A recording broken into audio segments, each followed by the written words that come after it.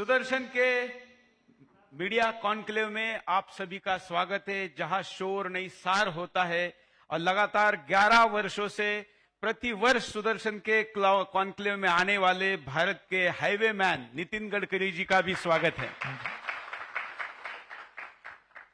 हम प्रतिवर्ष इस कॉन्क्लेव को करते हैं और 11 वर्ष एक लंबा पीरियड होता है। 2 टर्म पूरी होकर तीसरी टर्म में हम प्रतिवर्ष इस कॉन्क्लेव को करते हैं और 11 वर्ष एक लंबा पीरियड होता है। 2 टर्म पूरी होकर तीसरी टर्म में सरकार चल रही है, तो इसलिए इन 11 वर्षों का मोदी सरकार का अगर कोई फेस है जो द्वारका से लेकर अरुणाचल तक या कश्मीर से लेकर कन्याकुमारी तक, तो नितिन गडकरी है, जो चारों तरफ दिखते हैं। 11 वर्ष पहले यात्रा शुरू हुई और अब कन्याकुमारी से कश्मीर तक और द्वारका से अरुणाचल तक गडकरी चारों तरफ चमक रहे हैं। कैसा लगता है? मैं तो काम करता हूं, अब चमकता कि नहीं चमकता ये आपका काम। आप लोगों को लगता है ना चमकता है, तो क्या सोचकर शुरू, क्योंकि हमको याद है सुदर्शन को तो 21 साल हो गए, तो सोनिया राज में भी हम 10 साल चल रहे थे, तो रोज खबरें आती थी कि सड़क बन नहीं रही है, टारगेट पूरा नहीं हो रहा है, टेंडर निकल रहे हैं और जगह का एक्वायराइजेशन ही नहीं हुआ है। तो अब वो स्थिति और 11 वर्षों बाद ये स्थिति।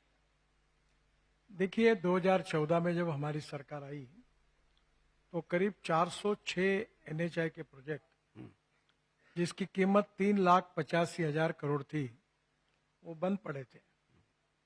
बैंकों में जो अकाउंट थे उनके 3 लाख करोड़ के अकाउंट NPA में चले गए थे और इसका कारण ये था कि कुछ प्रोजेक्ट्स में लैंड एक्विजिशन नहीं हुई थी, कुछ जगह पर यूटिलिटी शिफ्टिंग की अड़चन आई थी, कुछ जगह पर फॉरेस्ट एनवायरनमेंट क्लियरेंस नहीं था, कुछ जगह रेलवे में काम रुके हुए थे, कहीं कोर्ट के स्टे थे और इसलिए मशीनरी रोड पर खड़ी थी, कॉन्ट्रैक्टर बर्बाद हो गए और उनके अकाउंट NPA हुए थे। ऐसी स्थिति थी। 2014 में मोदी जी प्रधानमंत्री बनने के बाद हमारी सरकार आई और हमने फिर एक हमारे ट्रांसपोर्ट भवन में नीचे वाले मंजिले पर कॉन्ट्रैक्टर, कंसल्टेंट, बैंक के ऑफिसर्स, NHI के अधिकारी सबको एक जगह बुलाकर हमने एक एक प्रोजेक्ट का समाधान ढूंढने की कोशिश की और मुझे बताते हुए खुशी हो रही है कि ये काम करीब 4-5 महीने चला और उसमें से हमने करीब 40,000 करोड़ के प्रोजेक्ट टर्मिनेट कर दिए, होने लायक नहीं थे, और बाकी प्रोजेक्ट में जो समस्याएं थी वो हमने सुलझाई और वो प्रोजेक्ट चलने लगे। और मैं ये बड़े विश्वास के साथ, खुशी के साथ कह सकता हूँ कि हिंदुस्तान की बैंकों को हमने 3 लाख करोड़ के NPA से बचाया और अब वो रोड ठीक प्रकार से चलने लगे हैं, अब कोई समस्या नहीं है। अब पर उसके बाद में हमने एक निर्णय किया कि अब कोई भी प्रोजेक्ट अवार्ड करना है तो 90% लैंड एक्वायर्ड होनी चाहिए, एनवायरमेंट फॉरेस्ट क्लियरेंस मिलना चाहिए और इसके कारण अब प्रोजेक्ट में तकलीफें है पर कम हो गई है और जिसके कारण गति भी बढ़ी है और काम भी अच्छे तरीके से, इसलिए भूमि पूजन और उद्घाटन का अंतर कम हो गया है। निश्चित रूप से कम हुआ है। अब प्रोजेक्ट लगभग होने के बाद उसी निश्चित समय में ही पूरा करने की हमारी कोशिश होती है। इसमें एक गडकरी मॉडल जो है भ्रष्टाचार शून्य और अधिक गति, क्योंकि ये उल्लेख इसलिए करना जरूरी है कि पिछली सरकार में रोड हो या हर चीज में भ्रष्टाचार के आरोप लगते थे। रोड में तो टेंडर मिलने के पहले पैसे देने पड़ते थे, फिर टेंडर मिलता था, फिर भी काम नहीं होते थे, आरोप लगते थे। अब काम इतना हो रहा है और आरोप नहीं है, ये कैसे संभव हुआ? देखिए पहली बात तो ऐसी है कि हम पूरी तरह ट्रांसपेरेंट है। हमारे यहाँ टेंडर होते हैं, कोई टेंडर मैनेज नहीं कर सकता। दूसरी बात यह है कि अब क्वालिटी के बारे में हम बहुत कठोर है। अब जैसे रोड का रिकॉर्ड बना, अब मेरी इच्छा है कि मैं 25-30 टोल वालों को जेल के अंदर बंद करूं, उसके पीछे काम में लगाऊं और 10-15 कॉन्ट्रैक्टर को भी अंदर करूंगा। इसका कारण हमारे अच्छे रोड ये देश के एसेट्स हैं, भारतीय ये जनता उसकी मालिक है और इसके क्वालिटी में कोई खिलवाड़ करेगा तो उसके ऊपर कठोर कार्रवाई करेंगे, उसके साथ कोई कॉम्प्रोमाइज नहीं होगा। ये कठोर धोरण हमने स्वीकार किया है और जिसके कारण अब कॉन्ट्रैक्टर भी काफी सावध हो गए।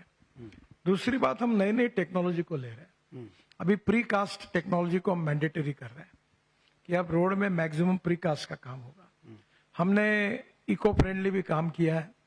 ये परली से डांबर बनाया और डांबर का रोड अभी 1 किलोमीटर हुआ है नागपुर जबलपुर रोड पर, अच्छा, जो बायो बिटुमिन था और वो कहा गया है कि वो पेट्रोलियम बिटुमिन से अच्छा है।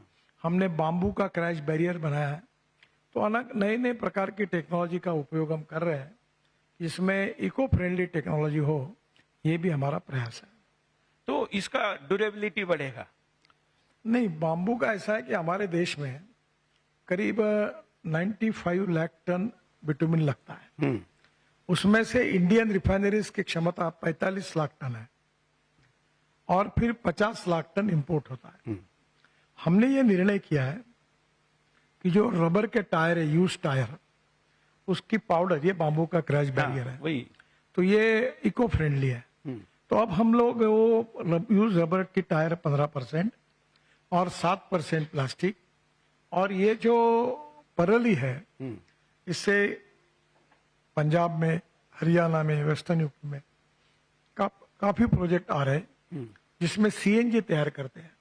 उसका जो बाय प्रोडक्ट लिग्नेंट होता है, वो लिग्नेंट जो है वो हम लोग 35% तक पेट्रोलियम बिटुमेन में ऐड करते हैं। तो इस प्रकार से करीब 20 लाख टन इससे हमारा इंपोर्ट बचेगा और इसका फायदा हमारे किसानों को, गांव गरीब मजदूर किसानों को होगा और इको फ्रेंडली भी होगा। जो रबर टायर है उसका रबर भी जाएगा, प्लास्टिक भी यूज होगा। एक प्रकार से ऐसे रोड बनाने का हमारी करेंसी भी बचेगी। हाँ, इंपोर्ट भी बचेगा। इंपोर्ट भी बचेगा। ये सब कुछ जब होता है तो इसका अर्थव्यवस्था पर बड़ा सकारात्मक असर भी पड़ता है। तो वो क्या पड़ा है इतने 11 वर्षों में और इतने लाखों करोड़? अब तो हम आंकड़ा भी कितना बोले समझ में नहीं आता, क्योंकि आप इतना लंबे आंकड़े बोलते हैं, तो वो सारे आंकड़ों का तो बड़ा इम्पैक्ट अर्थव्यवस्था पर सीधा पड़ता होगा। निश्चित रूप से होता है। अभी देखिए, जब 1 रुपया रोड में डाला जाता है तो 3 गुना मल्टीप्लाई इफेक्ट होता है। अच्छा। हाँ, और इसलिए इसका सबसे बड़ा फायदा ये हुआ कि किसी भी देश के प्रगति और विकास में उसकी निर्यात, एक्सपोर्ट बहुत इंपॉर्टेंट है। हमारे देश में लॉजिस्टिक कॉस्ट जो एक्सपोर्ट की है वो 16% है, चाइना में 8% है और विशेष रूप से अमेरिका और यूरोपियन कंट्री में 12% है। अभी IIM बेंगलोर, IIT कानपुर और IIT चेन्नई ने अध्ययन किया और उन्होंने कहा कि रोड अच्छे बनने के कारण हमारी लॉजिस्टिक कॉस्ट 4 से 6% कम हुई है, यानी 16% से 10% आई है। और मेरा विश्वास है कि इस साल के अंत तक वो 9% यानी सिंगल डिजिट पे आएगी, जिससे हिंदुस्तान का एक्सपोर्ट 1.5 गुना होगा, रोजगार निर्माण होंगे, वेल्थ क्रिएट होगी और देश का विकास होगा। नहीं, जैसे पैसे कमाए या लोगों को आर्थिक बेनिफिट हुआ, वैसे ह्यूमन रिसोर्सेस का जो टाइम बचा, जैसे हम लोग रोज दिल्ली नोएडा करने वाले जो लोग हैं, उन लोगों के रोज के घंटे बच रहे हैं। मतलब पहले नोएडा जाने का मतलब और आज जाने का इतना फर्क पड़ा है। तो इससे भी जो इसका आपने कोई काउंट नहीं किया होगा, लेकिन मुझे लगता है करना चाहिए कि ह्यूमन रिसोर्सेस के कितने घंटे बचे। मैं अभी तो हम लोग ये, मुझे याद है महेश शर्मा जी के यहाँ उनके एक हॉस्पिटल में मैं आयुर्वेदिक ट्रीटमेंट करने के लिए जाता था, तो मुझे जाने के लिए 1.5 घंटा और आने के लिए 1.5 घंटा, अब तो 20 मिनट में चले जाते हैं दिल्ली मेरठ हाईवे से। तो स्वाभाविक रूप से अभी ये जो द्वारका एक्सप्रेस हाईवे बना है, कभी अभी उसके टनल भी नीचे से डायरेक्ट, यानी पानीपत से एयरपोर्ट आने के लिए 3.5 घंटे लगते थे। अभी हमने UR2 बनाया, 1-2-3 महीने में उसका उद्घाटन होगा और उसके बाद एक टनल बनाई है जो हवाई पट्टी के नीचे से निकलकर डायरेक्ट T3 जाएगी। वो अधिकारी कहते थे कि हवाई पट्टी के नीचे से जा नहीं सकता वगैरह, आपने ले लिया? ले लिया। ऊपर में हवाई जहाज उतर रहा और नीचे से टनल जा रही, तो ये हो गया है। और इसके कारण तो वसंत विहार को भी टनल हो गई, इधर भी हो गई। मुझे तो ऐसा लगता है कि ये स्टेट ऑफ आर्ट प्रोजेक्ट है। आप एक बार सुदर्शन टीवी की तरफ से ये द्वारका एक्सप्रेस हाईवे, दोनों टनल और एक पिलर पर 4-4 लेन है, इसका जरूर आप एक बार लोगों को दिखाइए। ये बहुत अभिमान का विषय है, बहुत अच्छा प्रोजेक्ट हुआ। दिल्ली के आसपास का आपका रिंग रोड तो बहुत बड़ा हो गया और गति से आते हैं, लेकिन दिल्ली में आने के बाद, ये आपका विषय नहीं है, दिल्ली सरकार का विषय है, लेकिन अब सरकार आपकी है, तो फिर उसमें भी कोई गति में उसमें फर्क पड़ेगा? दिल्ली में हम लोग करीब 1 लाख करोड़ के काम कर रहे हैं और अभी 30,000 करोड़ के नए काम जुड़ रहे हैं। इसमें आपको एक बताओ, ये जो मुझे थोड़ा दिल्ली जानकारी कम है, मथुरा जाते ना, हाँ, तो ये कालिंदी कुंज है। कालिंदी कुंज। पीछे से एक रोड डायरेक्ट ये अपने यमुना के तट पर इधर आके मिलेगा। अच्छा, वो रोड अभी 10,000 करोड़ का पूरा हो रहा है। दिल्ली में पेरिफेरल रोड पूरा हुआ है और दिल्ली के अंदर भी हमने बहुत से काम लिए हैं। अब ये एक जगह पर 4 ब्रिजेस है, देखो। हाँ, ये दिल्ली मद्रास लाइन है, हाँ, फिर ये रोड है, फिर ऊपर में मेट्रो है, एक ही पिलर पर ये 4 बातें हैं। तो ऐसे हमने काफी टेक्नोलॉजी में बदल, ये द्वारका एक्सप्रेस हाईवे में भी इसी प्रकार का है। तो दिल्ली में भी अब बड़े प्रमाण पर ये काम कर रहे हैं। तो मुझे लगता है कि दिल्ली का ट्रैफिक जाम और प्रदूषण कम करने की हम पूरी कोशिश कर रहे हैं। ये कठिन है पर इसमें निश्चित रूप से हमको सफलता मिलेगी। एक एक्सक्लूसिव जानकारी भी दे दीजिए, अभी मीडिया में आपने अधिकृत कहीं दी नहीं है, लेकिन हमको ये पता चला है कि दिल्ली में भी आप पेरिस की तरह अंडरग्राउंड रोड बनाकर गुड़गांव की तरफ लेकर जा रहे हैं। अब सर अध्ययन चल रहा है। हाँ, क्योंकि मैं कोई भी घोषणा करता हूं तो आज तक 11 साल में मैंने बोला और हुआ नहीं, ऐसा नहीं हुआ है। ये एक अध्ययन चल रहा है कि ये जो ताल कटोरा स्टेडियम है उसके बाजू से जमीन से अंडरग्राउंड डायरेक्ट गुड़गांव तक ऐसी टनल तैयार करेंगे, 6 और 6 12 लेन की, और जिसके कारण एकदम डायरेक्ट ट्रैफिक निकल जाएगा। तो ऊपर जो धौला कुआं से गुड़गांव तक जो ट्रैफिक है उसमें कमी आएगी। और एक कोशिश करें कि धौला कुआं से हवा में चलने वाली डबल डेकर बस पर अध्ययन कर रहे हैं, जिसमें स्काई बस। हाँ, 100 लोग बैठेंगे और ऊपर के ऊपर गुड़गांव तक चले जाएंगे, मानेसर तक जाएंगे। उस पर भी अध्ययन चल। तो स्काई बस का पहला प्रोजेक्ट कहाँ पर होगा? अभी तो एक दिल्ली और बेंगलोर का अध्ययन कर रहे हैं, पर एक नई सिस्टम हमने अभी हाँ, अभी दिखाते हैं। कल ही टेंडर रिसीव हुआ नागपुर में। वो पायलट प्रोजेक्ट है, वो बस है और वो जो बस है उसमें 135 सीटर है और 135 सीटर बस में फ्लैश चार्जिंग होता है। हिटैची और सीमेंस की टेक्नोलॉजी है और उसमें क्या होता है कि ये चार्जर नीचे आता है, बस 40 किलोमीटर तक चार्ज हो जाती है। इसमें टीवी सामने, एग्जीक्यूटिव चेयर है और जैसे एयर होस्टेस होती है वैसे बस होस्टेस है। अच्छा, हाँ, और ये नागपुर के रिंग रोड पर पहला पायलट प्रोजेक्ट चल रहा है।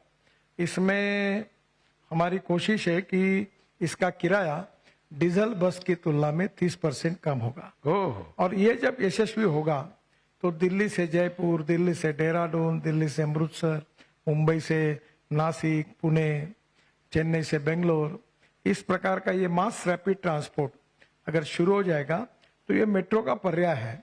अभी 1 किलोमीटर मेट्रो के लिए 450 करोड़ रुपए लग रहे हैं और हमारी इस सिस्टम को 2 करोड़ लग रहे हैं। तो इसमें बहुत बड़ा अंतर है। बहुत बड़ा है। तो इसको तो प्रायोरिटी बेस पर करना है। ये पहला जैसा सक्सेस होगा तो पूरे देश में हम इसको शुरू करेंगे। आपने अभी दिल्ली के अंडरग्राउंड की रोड की बात की। नितिन जी, पैसे खर्च करे बगैर कैसे काम किए जाते, इसका एक उदाहरण है। मैं आपका एक भाषण सुन रहा था मराठी में, नागपुर में आप दे रहे थे। तो बेंगलोर में ट्रैफिक जाम है और बेंगलोर में आप अंडरग्राउंड टनल बना रहे हैं, तो वो पैसे कहां से आएंगे? शायद आपको मुख्यमंत्री ने कहा तो आपने कहा कि उसके नीचे काफी मार्बल है, उसको बेच के पैसे, थोड़ा हमारे दर्शकों को बताए तो ये एंटरप्रेन्योरशिप। बंगलोर में देश में सबसे कंजेस्टेड शहर हो गया। तो हम बंगलोर में 17,000 करोड़ का रिंग रोड बना रहे हैं। बंगलोर से मैसूर हमने बना लिया है। बेंगलोर से चेन्नई इसी साल दिसंबर तक पूरा होगा। 2 घंटे में चेन्नई से बेंगलोर होगा। अब बंगलोर के अंदर में रोड की विड्थ बढ़ाने के लिए जगह ही नहीं है, तो हम बंगलोर के अंदर में एक अंडरग्राउंड टनल करेंगे दोनों दिशा में। और वो टनल से करते समय जो ग्रेनाइट है बंगलोर के नीचे में, वो ग्रेनाइट अगर निकलता है तो वो बेचेंगे, उसका फायदा उस प्रोजेक्ट को मिलेगा। देखिए ये और उसके साथ साथ हम लोग एक सैटेलाइट टोल सिस्टम की है, नंबर प्लेट और फास्टैग की। उसमें स्कैनर और कैमरा है, तो अब कहीं रुकने की जरूरत भी नहीं होगी। तो ट्रैफिक जाम से मुक्ति मिल सकती है। इस पर अध्ययन शुरू है। मुख्यमंत्री और उप मुख्यमंत्री कर्नाटक के मेरे पास आए थे उन्होंने भी आग्रह किया है, मैं कोशिश कर रहा हूँ उसमें। नहीं तो ये स्टेट ऑफ द आर्ट वाला भी विषय, मतलब पहले तो रोड बन रहे यही देश के लिए बहुत है, लेकिन अब स्टेट ऑफ द आर्ट का एक उदाहरण कोई मैं भाषण सुन रहा था आपका, गोवा में भी कुछ किया है। गोवा में हमने जुआरी रिवर पर आपने देखा होगा एक बड़ा ब्रिज बनाया, और वो ब्रिज में क्या किया कि जुआरी नदी के अंदर आप नाव में बैठकर जाओगे, शायद उसका डिजाइन आएगा, और कैप्सूलेट लगाकर ऊपर जाओगे, तो व्यूअर्स गैलरी बनाई है 2, और वो व्यूअर गैलरी से आप पूरा गोवा और समुद्र देख सकते हैं।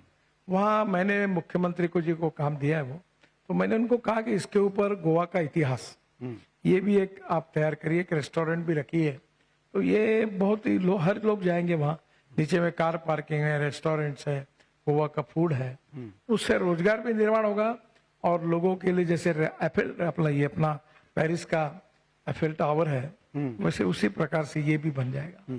उसमें कोई हिस्टोरिकल प्रदर्शनी वगैरह भी शायद लगा रहे हैं। हाँ, वही गोवा का, क्योंकि लोगों को लगता है गोवा मतलब केवल पोर्तुगीज कल्चर है, जबकि गोवा के कई गोवा मुक्ति आंदोलन का इतिहास बहुत बड़ा है। वो भी मैंने उनको कहा कि इसको आप करिए। जगन्नाथ जोशी, मोहन रानडे, इन सब लोगों ने गोवा के लिए जेल में गए थे, तो ये इतिहास भी नई पीढ़ी को पता होना चाहिए, ये भी हमारी कोशिश है।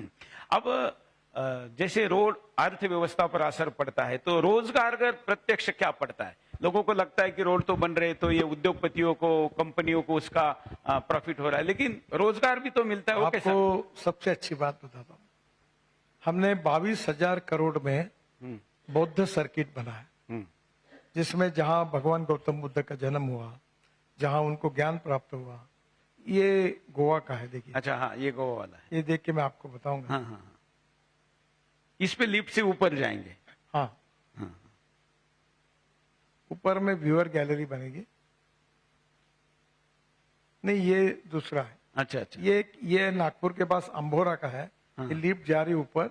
ये रेस्टोरेंट है उसके ऊपर। अच्छा, ये गोसी खुर्द करके जो डैम है ना, वहाँ का, गोवा का अभी बताया गया है। अच्छा, तो ये बौद्ध सर्किट 22,000 करोड़ का, और इसमें कम से कम अब south east Asia, Indonesia, Malaysia, China, Singapore, इतने बौद्ध धर्मी आ रहे हैं कि वो आने के बाद टैक्सी लेते हैं, होटल में रहते हैं, रेस्टोरेंट में जाते हैं, तो इसका फायदा होता है। जैसे 4 धाम, बद्रीनाथ, केदारनाथ, गंगोत्री, यमुनोत्री, 3 गुना लोग आ रहे हैं, तो उनको रोकना पड़ा, करना पड़ा, बंद पड़ा।